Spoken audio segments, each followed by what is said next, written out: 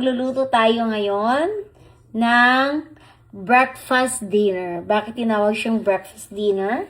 Kasi magluluto tayo ng tapsilog, beef, itlog, at saka sinangag.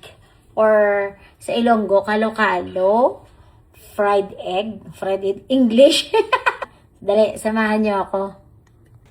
Magluto tayo dito ng sunny side up egg.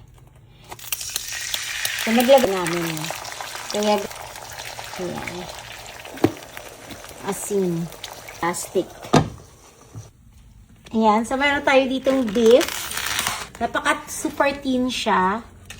Gawin natin. Tag-isa kami ni Saraya.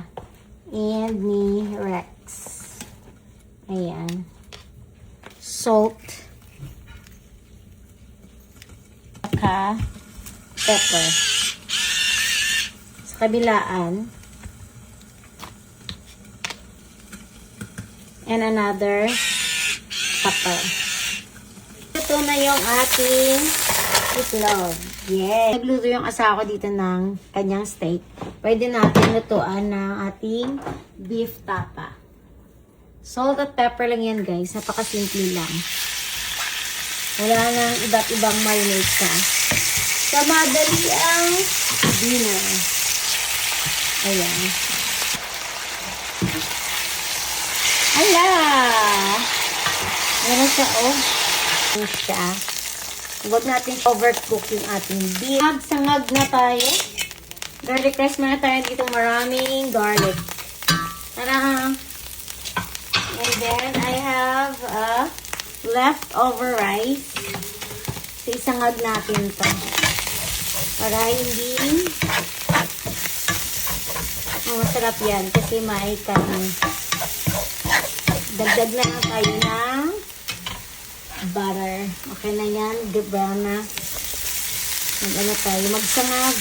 Ayan.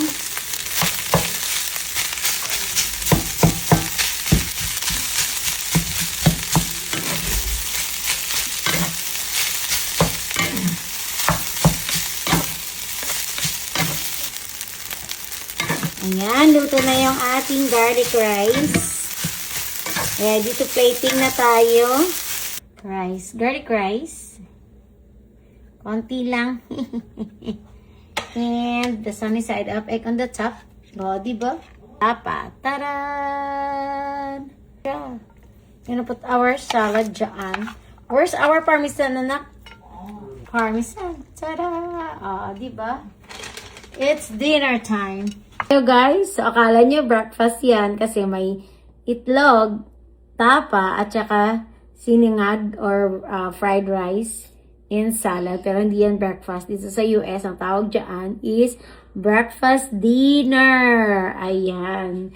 So kain tayo, of course, with salad. Nom nom nom nom nom.